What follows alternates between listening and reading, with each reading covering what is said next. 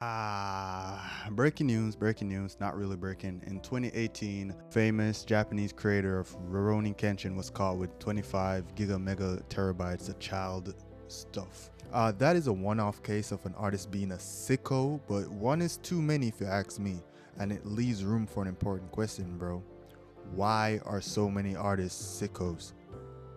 Putting a floodlight on these sickos is good because it actually spreads awareness so everyone can gather around and ridicule and remove these blights on the community. That's no way to spend a Saturday afternoon though, like just looking at Diddy adjacent activity for hours on end. I'm torturing myself, bro. Come out and play. The reality is that I'm depressed. I depressed myself and I don't want to put you through that. So it's already decided we're not going to go down that road. We're going to take a completely different direction with this video.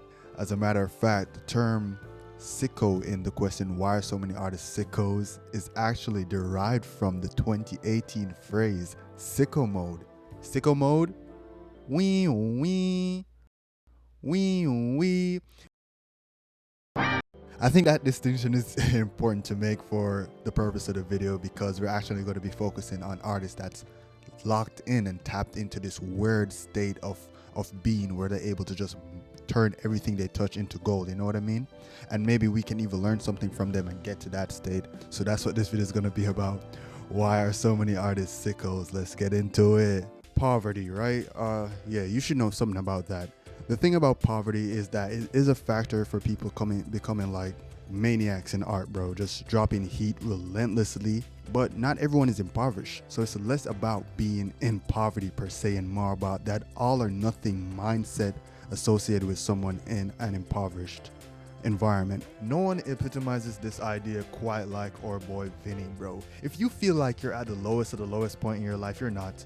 You're actually not. This boy Vinny, our guy Vinny, lived the most sad life. I think the concept of the struggling artist was made because of him. He was pretty good. He made over 2,100 paintings in his lifetime, dedicated his entire life to it, but no one really cared, bro. The only one getting commissions back then was Leonardo DiCaprio, and he was not him, let's just say that. So he made no money, he gained no acknowledgement, any love for any of his work. But the weird thing is that didn't stop him from creating and dedicating his life to the craft, which is so special to think about. Because when you're at the lowest of the low, the bottom of the barrel, it will break you, bro. But if it doesn't break you, you legit become a force of nature, which is what Vinny was. And he did this while watching his meat disintegrate, bro. Bro had severe case of syphilis. Imagine doing all of that. Imagine creating 2,100 paintings while having your meat burning, bro, it just makes the feat just way more impressive. To climb that ladder of greatness, to get to the top, you gotta be obsessed, you gotta be addicted. But what the goats do, they take that obsession and they kick it up a notch and focus it on a specific niche. You can thank me for putting you on if you've never seen bro's work, but Mr. Tyga is one of those artists that did just that. It's clear to see that Tyga's niche is anime, but his hyperfixation is actually perspective and just depicting movement and flow in a three-dimensional space, you know? And one doesn't get this good at such a complex skill through 2 days of practice. This is like hardcore dedication, low-key obsession over the same aspect of art for years. There's another artist that's really good at this, and you probably know him. It's Sam Does Arts. He's a big personality on the platform, and he created a lane in of itself. He made his own unique niche and changed the scope of how art is seen on Instagram and social media on a whole. There was a time where I tried to find my specific niche to be obsessed with. This is a judgment-free space, right? Like, yeah, this, no judgment. Okay, so I drew my fair share of humanoid animals. Let's put it like that.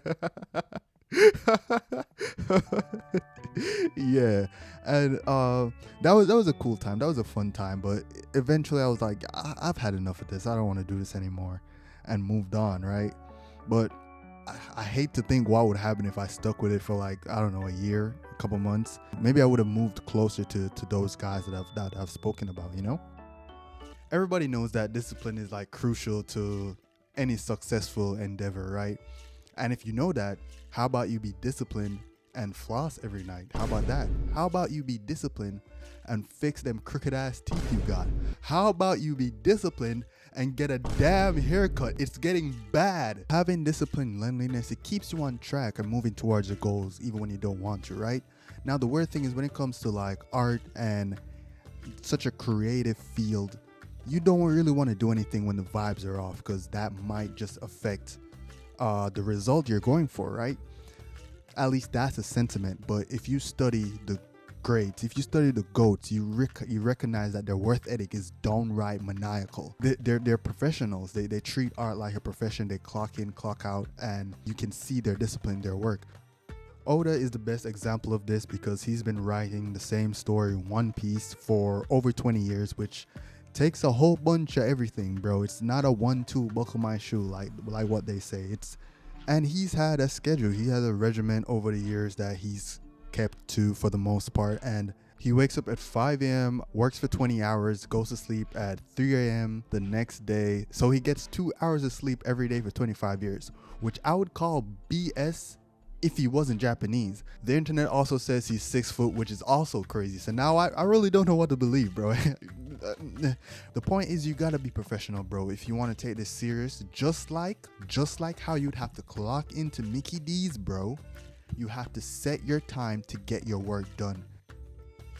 Sacrificing your first, man, this sketch guy needs to be stopped, man. He's taking it too far. That's probably what you're thinking, like, where's the explanation, where's the twist?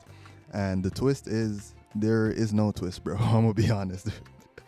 In 2002, MJ dangled his firstborn son off a balcony, and he still has the #1 selling album of all time. So it might not be the causation, but there is a correlation. That's very extreme, and I wouldn't advise anyone to do anything like that. That's that Hollywood Diddy voodoo that no one should be partaking in. But having like strategic, calculated sacrifices is all a part of the game. It makes you way more rounded and way more focused. Everyone knows how sacrifices work, but then comes along an artist that changes the status quo, sacrificing what feels like societal norms and just going on a different path that didn't even seem possible, you know what I mean? Straight up artistic nomad, just creating brilliance everywhere they go and spreading their artistic genius.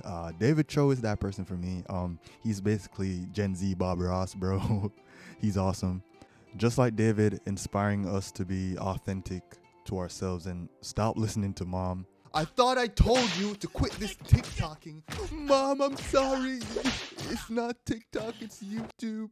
I got one comment, someone saying they liked it. It's working out. Just believe in me, please. Bro, lock in. It is time. It is time for you to go sicko mode. You don't need to be starving and in poverty, but you do need to recognize that there is no other option. Your back is against the wall, and you need to be obsessive, disciplined, and make sacrifices. You do that for 6 months at a time, bro.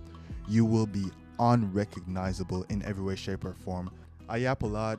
You yap a lot. We all love to yap. Yap in the comments with me. Yapping out.